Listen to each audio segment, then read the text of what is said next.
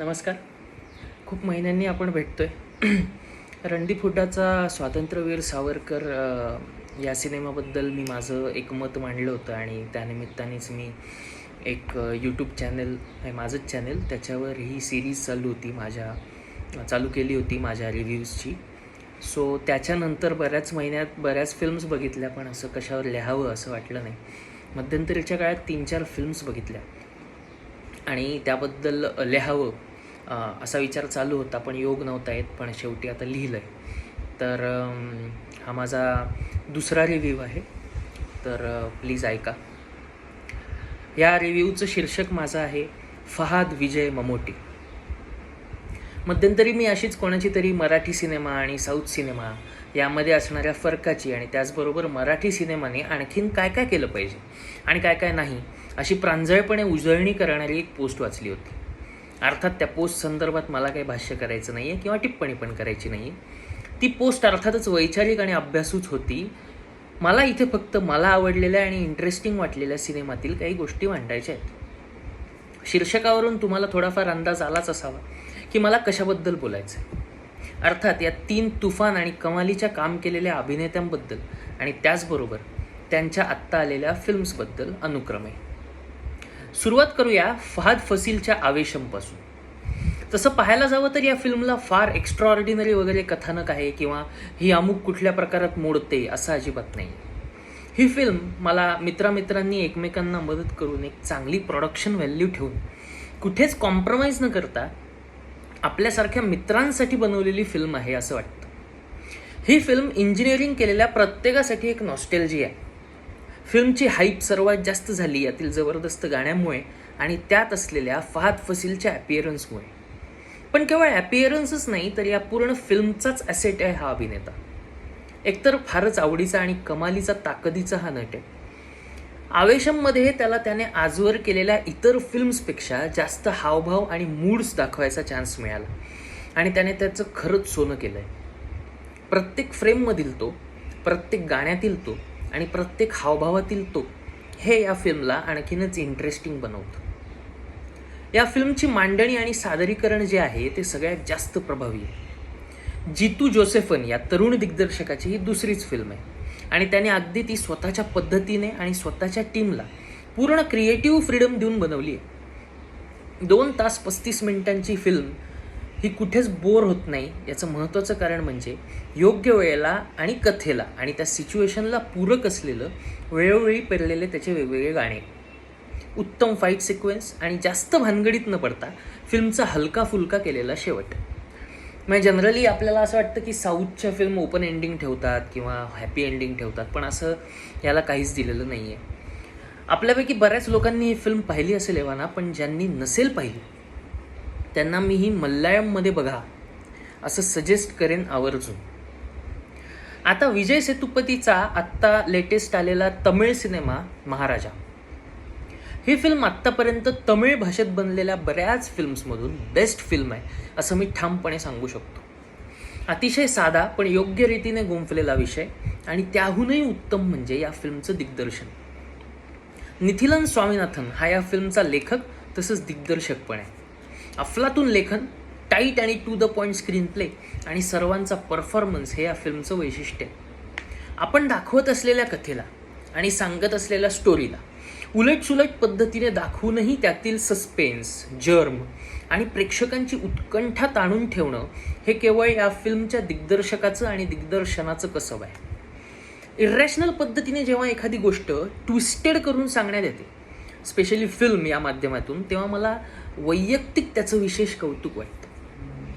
निथिलन स्वामीनाथनने या फिल्ममध्ये इरॅशनल पद्धतीचा खूप सुंदर वापर करून घेतला. 15 वर्षांपूर्वीचा काळ आणि आत्ताचा काळ हे स्क्रीनवर बघून समजण्यापेक्षा आपल्यालाच प्रेक्षक म्हणून जेव्हा समजतं तेव्हा ते अजून भारी वाटतं. विजय सेतुपतीसारखे ॲक्टर्स हे 2-3 दशकातून एकदा येतात जे साखरेप्रमाणे कोणत्याही रोलमध्ये विरघळून जावेत.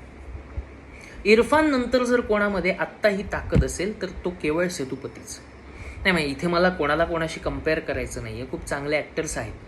पण जर तुम्ही सेतुपतीचे वाईड रेंजची कामं बघाल सर्वच भाषेतील, प्रॉमिनंटली तमिळ, मल्याळम आणि तेलुगू आणि हिंदी अर्थात, तर तुम्हाला याचा अंदाज नक्कीच येईल. या फिल्ममध्ये सर्वात महत्त्वाचा फॅक्टर हवा होता तो म्हणजे महाराजा या पात्राला तेवढंच गूढ, इनोसंट, प्रेमळ, रागीट, पॉवरफुल आणि जबाबदार दाखवणं, तेही शांतपणे, स्वतःचा कुठलाच भाव न सोडता. आणि या सगळ्यात सेतुपती केवळ अफलातून आहे. त्याच्या बरोबरीने अनुराग कश्यपने साकारलेला विलन पण तोडीस तोड आहे. कश्यप दिग्दर्शक म्हणून वेगळ्या लीगमध्ये गेलेलाच आहे, पण तो अभिनेता त्यातल्या त्यात विलन म्हणून खरंच भाव खातो.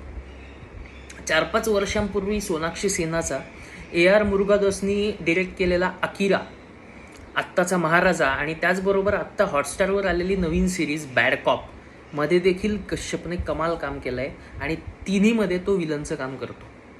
हा सिनेमा मस्ट वॉच आहे, नक्की पहा. आणि आता शेवटचा पण सर्वात महत्त्वाचा सिनेमा तो म्हणजे ममूटीचा मल्याळम सिनेमा ब्रह्मयुगम. ही फिल्म म्हणजे एक पुस्तक वाचल्यासारखं आहे. कल्पना करा की तुम्ही मतकरी किंवा धारप वाचत आहात. खूप मोठी पण इंटरेस्टिंग गोष्ट चालू आहे आणि तुम्ही त्यांनी लिहिलेलं सगळं तुमच्या पद्धतीने इमॅजिन करताय, व्हिज्युअल करताय. ती कथा किंवा ते पुस्तक पूर्ण होईपर्यंत तुम्ही जागचे उठणार नाही. तसंच काहीसं या फिल्मबद्दल आहे. एका स्लो पॉयझनसारखी ही फिल्म तुमच्यातल्या प्रेक्षकामध्ये भिनत जाते आणि शेवटी एकदम स्तब्ध करून सोडते, अगदी मतकरींच्या कथेतील शेवट्यासारखी. अतिशय अद्भुत आणि अचाट पद्धतीने आणि अख्खी ब्लॅक अँड व्हाईटमध्ये बनवलेली ही फिल्म आहे. राहुल सदाशिवन या पुन्हा एकदा तरुण दिग्दर्शकाची ही फिल्म आहे आणि त्यानेच याचं लेखनसुद्धा केलं आहे. फिल्म संपूर्णपणे एका वाड्यात घडते आणि फक्त 3 पात्रांभोवती फिरते. 17व्या शतकातील ही कथा असून त्या काळाचा सर्वतोपरी अभ्यास लेखनातून, संवादातून आणि दिग्दर्शनातून जाणवून येतो. फिल्मची सर्वात जमेची बाजू आहे ते म्हणजे फिल्मचं प्रोडक्शन डिझाईन, ज्याला आपण सेट डिझाईन म्हणतो, की फ्रेममध्ये तुम्हाला बॅकग्राऊंडला काय काय गोष्टी दिसत आहेत किंवा तो ॲक्टर कुठल्या कुठल्या गोष्टी हँडल करतो. आणि या फिल्मचं संगीत खूप डिटेल डिझाईन आहे सर्व सेटअपचं आणि त्यातही छोट्या छोट्या गोष्टी ज्याला आपण प्रॉपर्टीज म्हणतो त्या सर्वात क्रुशियल पार्ट आहेत या फिल्मच्या. फिल्मला कॉस्च्युम म्हणजे तिघांनी केवळ लुंगी देण्यात आली पण त्यातही प्रभावीपणा दिसून येतो.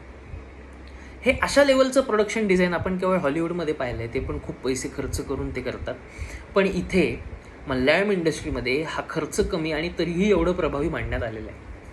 ही फिल्म पाहताना सारखी तुंबाडची आठवण होत राहते, पण तरीही ही फिल्म स्वतःचं नाविन्य कमी होऊ देत नाही. तिन्ही कलाकारांची कामं सुरेख आहेत. त्यातल्या त्यात ममूटीचा गाढा अभिनयाचा अनुभव यात साफ दिसतो. त्याचं हसणं, वावरणं आणि बघणं कातील आहे फिल्ममध्ये. फिल्मचा क्लायमॅक्स केवळ अफलातून आहे. प्लीज ही फिल्म मिस करू नका. त्यात रात्री अजिबात बघू नका. ही फिल्म सोनी लिव्ह या OTT प्लॅटफॉर्मवर अवेलेबल आहे. आता या सगळ्या साऊथच्या कौतुकामध्ये मी सुरुवात ज्याने केली ते मेन्शन करतो. मध्यंतरी मी मराठी फिल्म 1, 2, 3, 4 ही देखील पाहिली आणि मला ती प्रचंड आवडली. वरुण नार्वेकर या पुन्हा एकदा नवीन विचारसरणीच्या दिग्दर्शकाची ही मी पाहिलेली दुसरी फिल्म.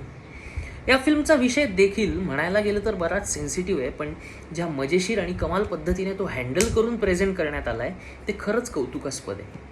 मुरांबा या पहिल्या फिल्ममध्ये डिप्रेशनसारखा अवघड विषय खुमासदार पद्धतीने हँडल केल्यावर या फिल्मचा विषय पण तुमच्या आमच्यासारख्या नुकत्याच लग्न झालेल्या किंवा होऊ घातलेल्या लोकांसाठी, पण त्याचबरोबर सर्व वर्गासाठीही तितकाच रिलेटेबल ठरतो. निपुण धर्माधिकारी आणि वैदेही परशुरामी या फ्रेश जोडीने खूप खूप सुंदर कामं केली आहेत आणि म्हणूनच फिल्म हवीशी वाटते. वर मी उल्लेख केल्याप्रमाणे इरॅशनल पद्धतीचा वापर या फिल्ममध्ये पण खूप छान करण्यात आला आहे. मध्येच आत्ता आणि एकदम मध्येच आधीचा काळ दिसणं आणि त्यात ते पाहताना आपण आपलंच ते समजून घेणं हे मोठं गमतीशीर आहे. फिल्मच्या शेवटी नाटकाप्रमाणे छोट्या छोट्या फ्लॅशेसमध्ये मॉन्टॅजसारखा जो फ्लॅशबॅकचा उपयोग करून घेण्यात आला आहे तो दिग्दर्शकाचा एक नवीन क्रिएटिव्ह भाग म्हणून पुढे आला असावा असं मला वाटतं. निपुणने केलेली सहज सुंदर कॉमेडी स्वतःचा इनोसन्स कुठेही न घालवता खूप मजा आणते. 1, 2, 3, 4 आणि महाराजा या 2 फिल्म्समध्ये मला जॉनर वगळता खूप साम्य वाटतं. ते म्हणजे असं की कलाकारांची फळी, त्यांचा त्याच साच्यात न बसताही पण तरीही इफेक्टिव्ह झालेला अभिनय आणि एक वेगळा दृष्टिकोन असणारं दिग्दर्शन हे मराठीसाठी पण आणि सर्वच प्रादेशिक कंटेंटसाठी स्वागतार्ह आहे, वेलकम आहे. या चारही दिग्दर्शकांमधली काही साम्य मी इथे हायलाईट करतो. या चौघांची पण ही दुसरी कमर्शियल फिल्म आहे. हे चौघही तरुण आणि नवीन विजन असणारे लोक आहेत. त्यांची टीम पण उत्तम आहे आणि नवीन आहे. आणि सर्वच बाबतीत ही चारही कंटेंट प्रादेशिक असून पण हिंदी फिल्म्सच्या कित्येक पटीने चांगली आणि तेवढीच सक्सेसफुल देखील झाली. मला असं वाटतं की मराठी फिल्म्सने प्रमाण भाषा न वापरता ग्रामीण भाषाही वापरावी आणि कोणीतरी सुपरस्टार फेस तयार करावा, जेणेकरून ती फिल्म पॅन इंडिया चालेल, किंवा फक्त पुणे मुंबईसाठी फिल्म तयार करू नये, आमच्याकडे बघा वगैरे याबद्दल भाष्य करण्यापेक्षा नवीन कंटेंट जो येतो आहे सगळ्याच बाबतीत त्याला आपण वेलकम करावं, त्यातून इन्स्पायर व्हावं आणि आपलं एखादं चांगलं काम तयार करावं असं मला वाटतं. अर्थात हे माझं वैयक्तिक मत आहे. तेच ऐतिहासिक, सामाजिक, राजकीय, फॅमिली ड्रामाच्या नावाखाली जे एकामागे एक पार्ट्स बनवणं चालू आहे सगळ्याच बाबतीत, सगळ्याच इंडस्ट्रीमध्ये, निदान त्यापेक्षा तरी या 4 फिल्म्स खूप उत्तम आहेत.